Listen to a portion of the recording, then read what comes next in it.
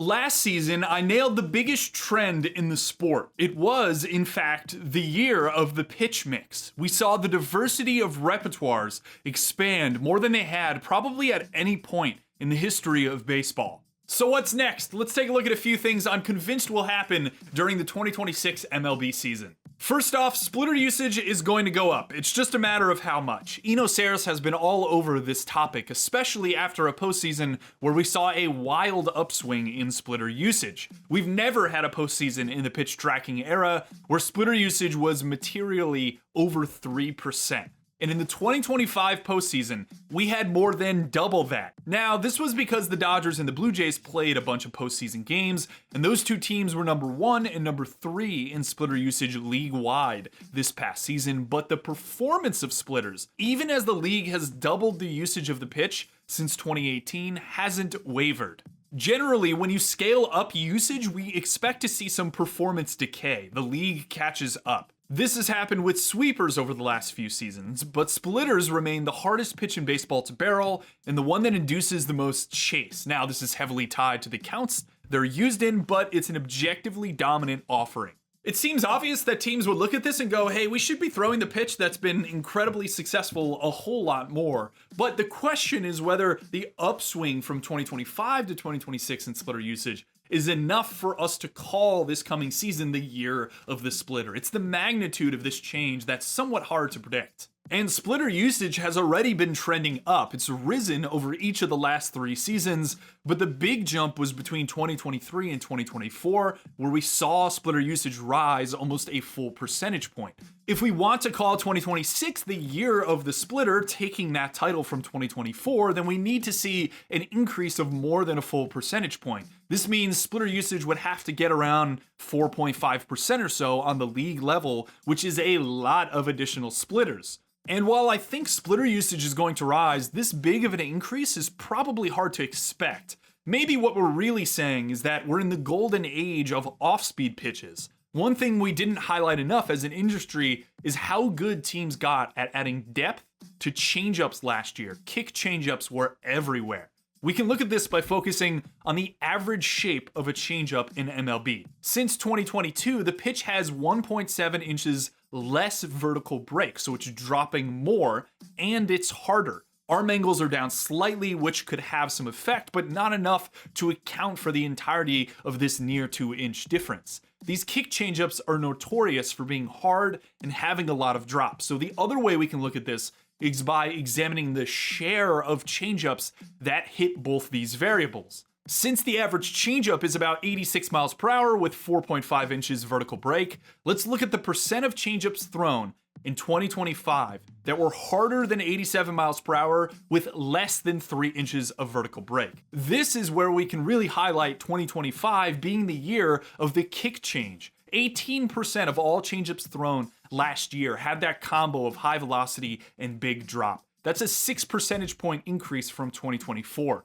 I think what I'm most comfortable predicting here after thinking through it is the general optimization of off-speed pitches, whether that's through the usage of splitters or how effective the shape of changeups continue to be in the year 2026. The other fun angle to think about, more of a tail outcome, but what if we see more pitchers throw changeups and splitters in the same arsenal? I think of guys like Yu Darvish, Chris Bassett, Cal Quantrill who have done this in the past. Maybe those guys are just very good field pitchers, but there's a lefty for the Orioles named Luis De Leon who carved in the Arizona Fall League. He throws both a distinct changeup and a splitter. He's able to do it because he can locate that changeup in early count situations to right-handed hitters really effectively, basically uses it as a strike pitch, and then he opts for that splitter in more deep count situations versus righties, giving them a separate look, perhaps trying to stave off some of the decay that throwing the changeup so much in early count situations presents to him. So perhaps he's a guy that if he debuts in 2026, ushers in this very subtle trend of trying to expand mixes even more by having changeup and splitter mixes.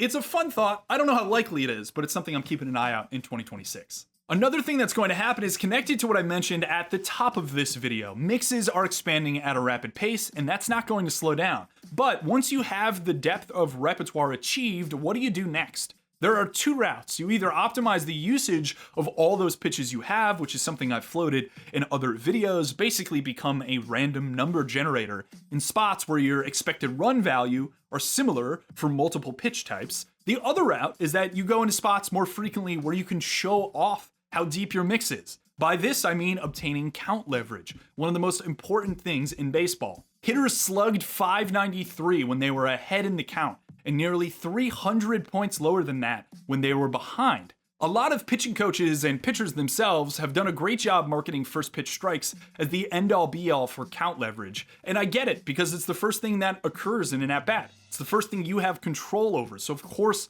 it's going to be focused on. But given the average at-bat lasts about 4 pitches, in any given at-bat, you're likely to get into the real count leverage spot, which are 1-1 counts. Put simply, the difference in league WOBA based on the 2 possible outcomes after an 0-0 count is smaller than the difference from the 2 possible outcomes after a 1-1 count.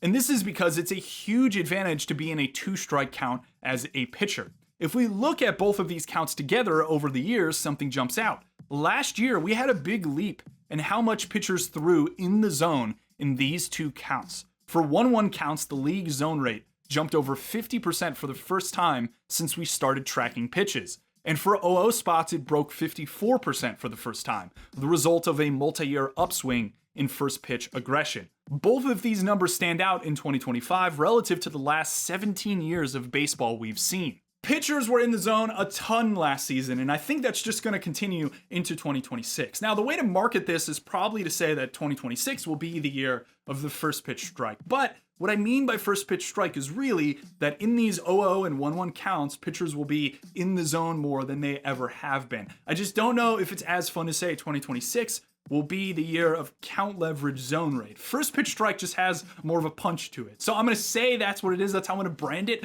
But you know after watching this part of the video that what I really mean is count leverage zone rate.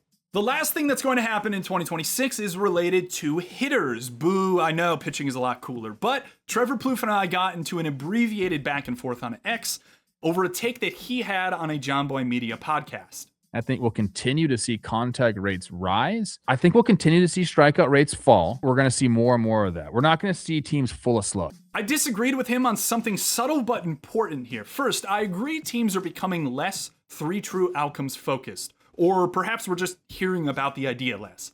But they're not doing it at the expense of slugging percentage. The Blue Jays had the 7th highest slug in baseball last season. Sure, they had the highest batting average and lowest strikeout rate, but I'd say the reason they were 4th best from an overall offensive standpoint was largely due to their slug. It differentiated them from the other low-K, semi-high contact teams like the Padres or Royals, who just really weren't as good.